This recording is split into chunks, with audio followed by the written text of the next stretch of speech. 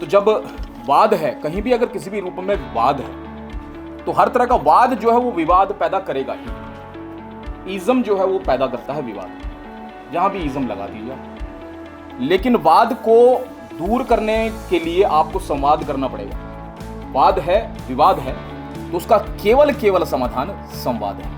चाहे वो परिवार के रूप में हो, चाहे वो किसी राष्ट्र के बीच में हो, चाहे किसी व्यक्ति के बीच में। अक्सर होता है कि जब हम संवाद बात करना प्रारंभ कर देते हैं तो उसका समाधान हो जाता है। और लोक कल्याण, लोकहित, ये सबसे बड़ा कार्य पत्रकार का रहा है। और लोकहित सर्वोच्च हित है, लोक कल्याण सबसे बड़ा प्रमाण है, और लोक शिक्षण सबसे बड़ा प्रशिक्षण है, और लोक संवाद सबसे बड़ा समाधान है। और समाधान की पत्रकारिता की जब बात होती है तो महर्षि नारद ने उसी कार्य को स्थापित करने का कार्य किया है। नचिकेता का उदाहरण हुआ, लेकिन वो पत्रकार हो सकते हैं, वो सवाल उठाने वाले हो सकते हैं, लेकिन एक आद्य महर्षि, संवाद सूचक के रूप में, संवाद संप्रेषक के रूप में महर्षि आद्य पत्रकार नारद को ही माना जाएगा। और महर्षि नारद जब पूरी ब्रह्मांड की संरचना हो जाती है, पूरे ब्रह्मांड की रचना हो जाती है, अब मन में एक बात ब्रह्मा जी की आई कि आखिर इसके अंदर बीच में सामंजस्य स्थापित करने के लिए कौन कार्य करेगा। व्यक्ति तो व्यक्ति से लड़ जाएगा। अब मैंने देव भी बना दिए, यक्ष भी बना दिए, गंधर्व भी बना दिए, किन्नर भी बना दिए, सृष्टि की संपूर्ण रचना हो गई।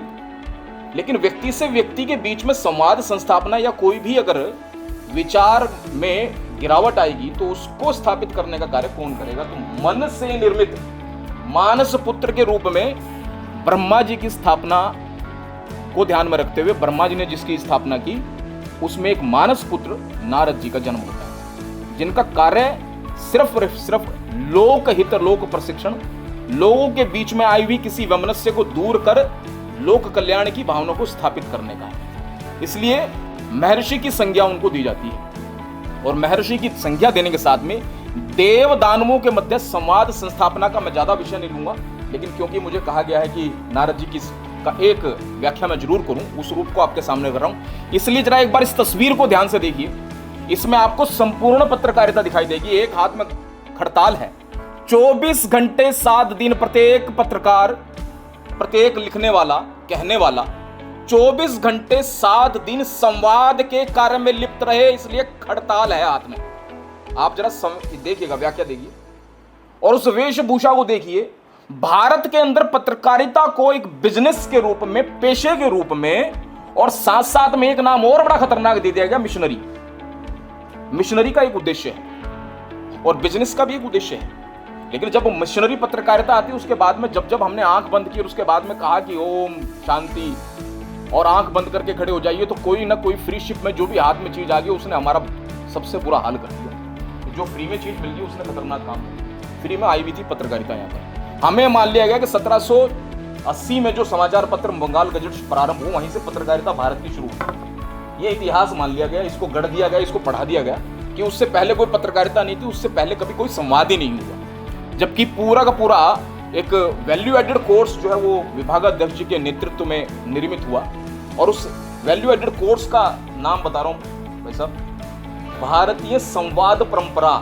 संवाद की जितनी परंपराएं हैं, इसलिए आप परिवार में देखिए, अपने और हम सबके परिवारों में सबसे अहम अगर कुछ है तो संवाद करने के लिए वो परिवार है। इसलिए दादाजी जो है वो संस्कार और नाना जी संस्कृति सिखा देते हैं, बात बात में सिखा देते हैं।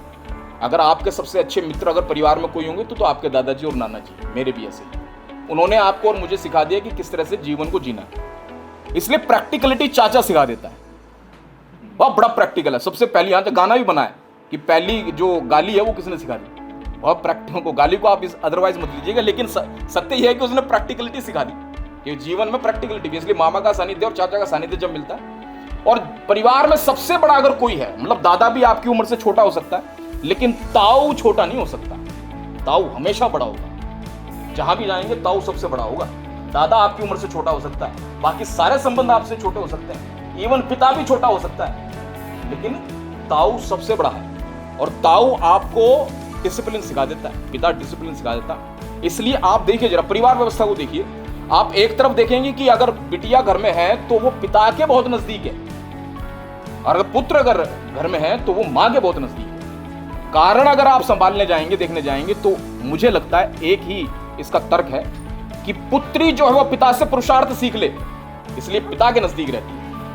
इसलिए कि वो पुत्र जो है वो रावण ना बन जाए, इसलिए वात्सल्य अपनी मां से सीखता है। वो मां के बहुत नजदीक होता है, वो मां से वात्सल्य सीखता है। तो ऐसे भाव को आप देखिए जरा, हाथ में खड़ताल और उनका पूरी वेशभूषा उस व्रत को धारण किए हुए है जो संवाद का व्रत है। संवाद करना, लिखना, कहना, पढ़ना, पत्रकारिता का जो कार्य है वो ना तो मिशनरी है और ना ही वो प्रोफेशन कभी है। वो सही में एक व्रत धारण करके व्रत के रूप में करने का है। और व्रत में सुबह से लेकर शाम तक किसी भी तरह की फास्टिंग करते हैं तो पवित्र भाव, पवित्र दृष्टि, पवित्र भावनाओं के साथ में उस कार्य को संस्थापित करते हैं। तो व्रत मैं मानता हूं इसी रूप को महर्षि नारद जो स्थापित करते हैं। एक हाथ में वीणा है, ठीक है, तो संवाद का कार्य भी सुर और ताल के साथ में करना है, विघटनकारी ना हो, इसलिए हाथ में वीणा है। संगीत के साथ में, रस के साथ में, सरस्वती, सरस्वती रस के साथ में संवाद संस्थापना कार्य,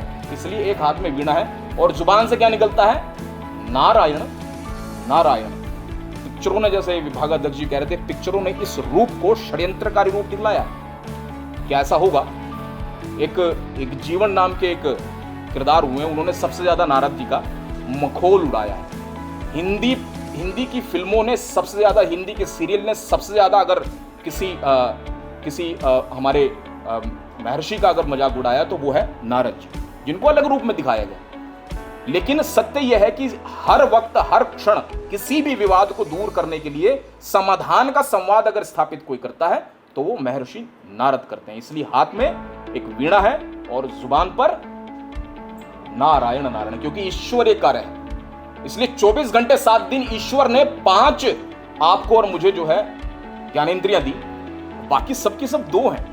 या कोई हृदय है तो वो एक ही है, मस्तिष्क है तो एक है, लेकिन ज्ञानेंद्रियां 5 दी हैं। देखकर, सुनकर, कहकर और महसूस करके पता नहीं क्या क्या 24 घंटे 7 दिन आप सिर्फ और सिर्फ संवाद के रहते हैं। और जिस दिन अंत होता है उस दिन 0 हो जाएगा, संवाद शून्यता आ जाएगी। उस संवाद शून्यता को ध्यान में रखते हुए आप 24 घंटे 7 दिन संवाद के कार्य में सतत जुड़े रहने का कार्य। इसलिए खड़ताल भी, वीणा भी और मुंह के अंदर नारायण, नारायण, ईश्वरीय संकल्पना। ईश्वर चाहते हैं कि हम लगातार संवाद करें, व्हाट्सएप पर नहीं, मोबाइल फोन पर भी नहीं। सुप्रभात कहना किसी को जाकर कह दीजिए, लेकिन कई लोगों का ऐसा व्यवहार रहता है जी, सुबह सुबह सुप्रभात कह देते हैं, बस हो गया काम। तो हम लगातार संप्रेषण करते रहें, इस दृष्टि में नारद जी को देखना बहुत आवश्यक है। और इसलिए ना तो कोई पाँव में जूते हैं, ना कोई चप्पल है और ना किसी तरह का खड़ाऊ है, क्योंकि एक संवाद का व्रत जो है वो किसी भी के जीवन का निर्माण कर सकता है, लोक हित का कारक हो सकता है, लोक कल्याण का कारक हो सकता है। इसलिए आप उस पूरे प्रतिरूप को देखेंगे तो आपको पूरे प्रतिरूप में संवाद दिखाई देगा, इसके अलावा कुछ नहीं दिखाई देगा। और वो भी लोक हित के लिए। बहुत सारे ऐसे घटनाएं हैं, बहुत सारे ऐसे हमारे पौराणिक इतिहास में, पौराणिक इतिहास कहेंगे, मैथोलॉजी नहीं कहेंगे, क्योंकि हमारा इतिहास 5000 साल से पुराना हो गया, ठीक है, उससे भी कहीं ज़्यादा की आगे बात है। ये स्थापित इतिहास है, क्योंकि जब अगर जितनी जो उत्खनन की भूमिकाएं हुई हैं उसमें महाभारत कालीन भी अवशेष मिले हैं, रामायण काल भी अवशेष है, तो इसमें अब कुछ रह नहीं जाता। ये सब स्थापित इतिहास है जो पूर्ण रूप से स्थापित हो चुका है। तो इस धर्म संस्थापना के रूप में, इसलिए संवाद संस्थापना के रूप में हम आद्य महर्षि नारद जी को आज के इस दिन पर याद करते हैं।